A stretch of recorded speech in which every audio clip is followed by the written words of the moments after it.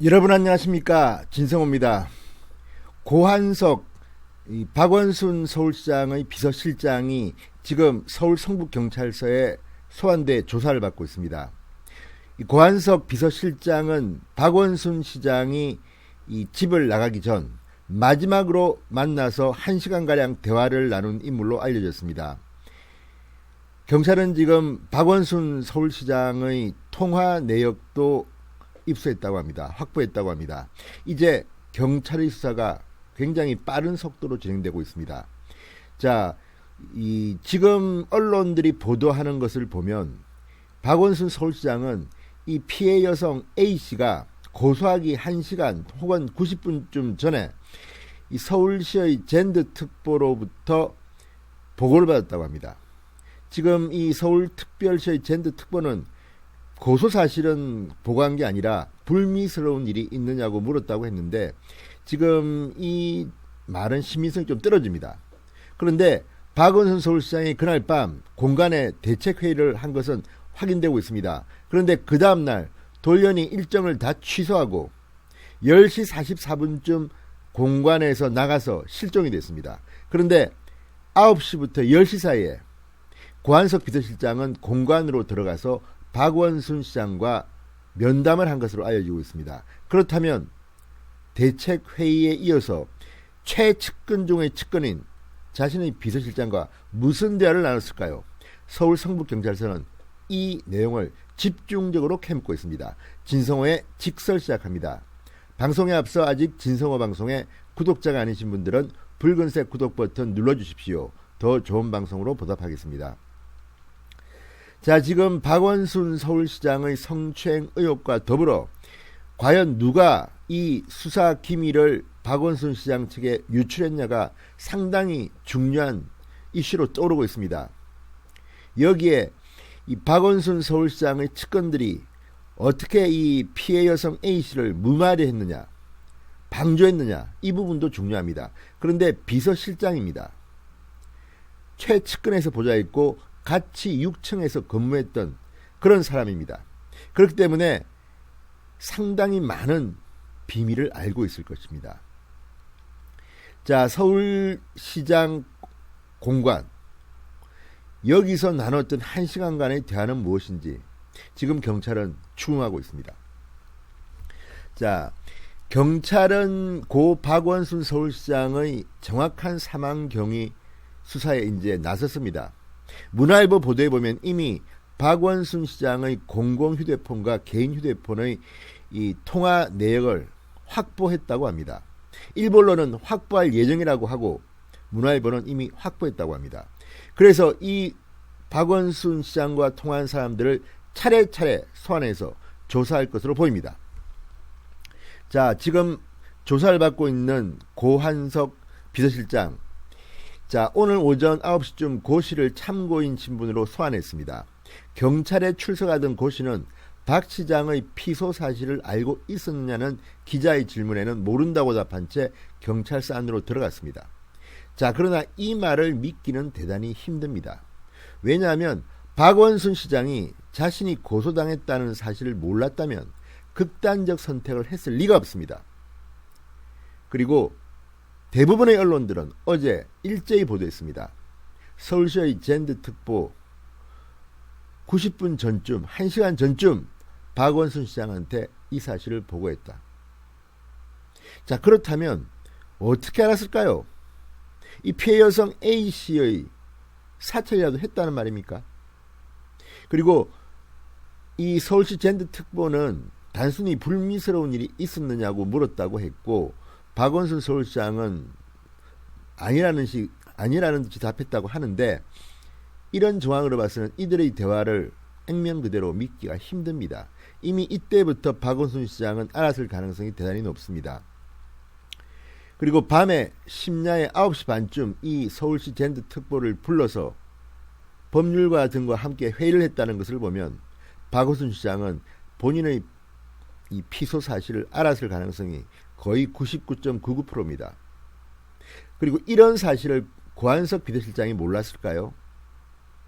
자, 이제 경찰 수사에서 다 드러날 겁니다. 그리고 지금 경찰이 수사하는 것은 또 온당치 않습니다. 검찰이 나서야 합니다. 아니, 제대로 하기 위해서는 특검이 나서야 합니다. 지금 경찰도 상당히 의심을 받고 있습니다.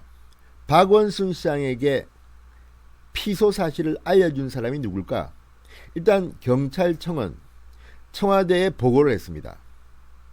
그렇다면 청와대에 보고한 경찰, 그리고 청와대와 박원순 시장 간의 소통은 없었을까?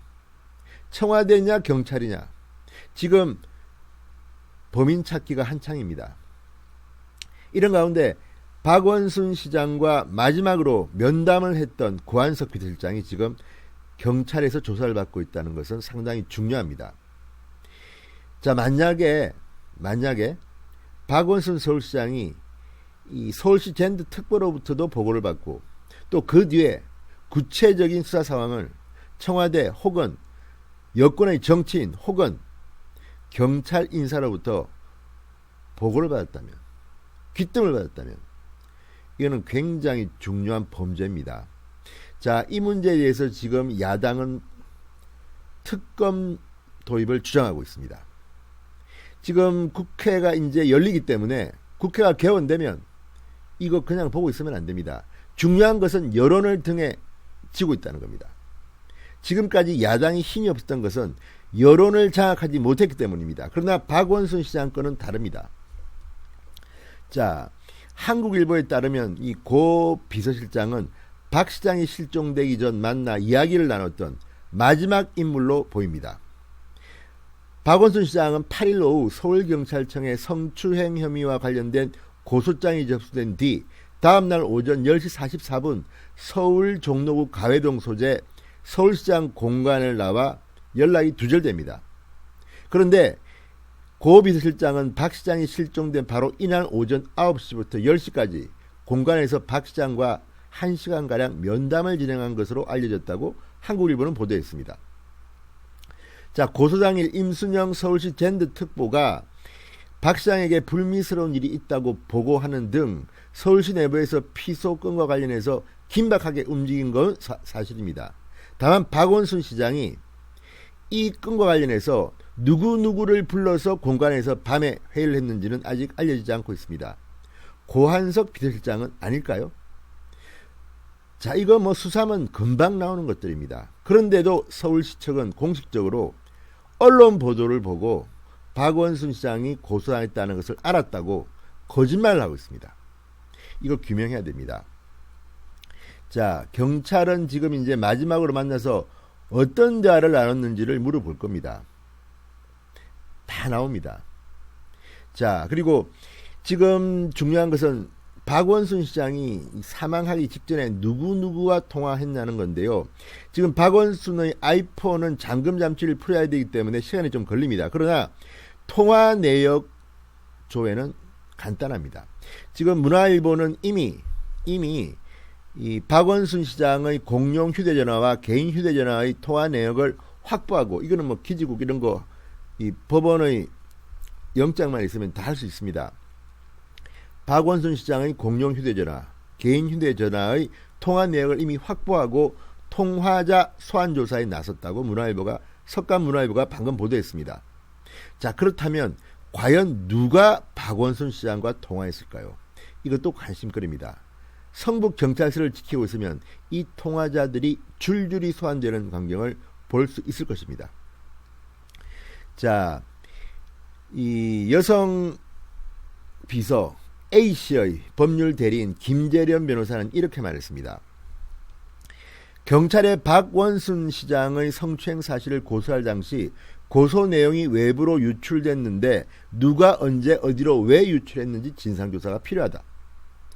자, 그리고 피해자 측 관계자는 이렇게 말합니다. 박원순의 휴대전화 압수수색이 필요했다. 그래서 담당 수사팀에도 절대 보안 유지를 요청했다. 그런 이유로 정보가 안 나가도록 고소 당일에 다음날 새벽까지 조사를 받았다. 그런데도 이게 유출됐다. 피고소인인 박원순이 알고 움직였다. 그리고 다음날 극단적 선택을 해서 이 지경까지 왔다. 자, 여러분 어떻게 되겠습니까? 이제 박원순 시장에 대한 성추행 의혹은 머지않아 드러날 게 분명합니다. 그리고 무엇보다도 서울시가 이 문제에서 상당히 책임질 일을 많이 했을 가능성이 높습니다. 자, 측근들로 가득 찬 6층에서 4년 동안 근무했던 피해 여성 A씨, 경찰 조사 자신 없으면 특검으로 넘기십시오. 진성호의 직설이었습니다. 여러분 감사합니다.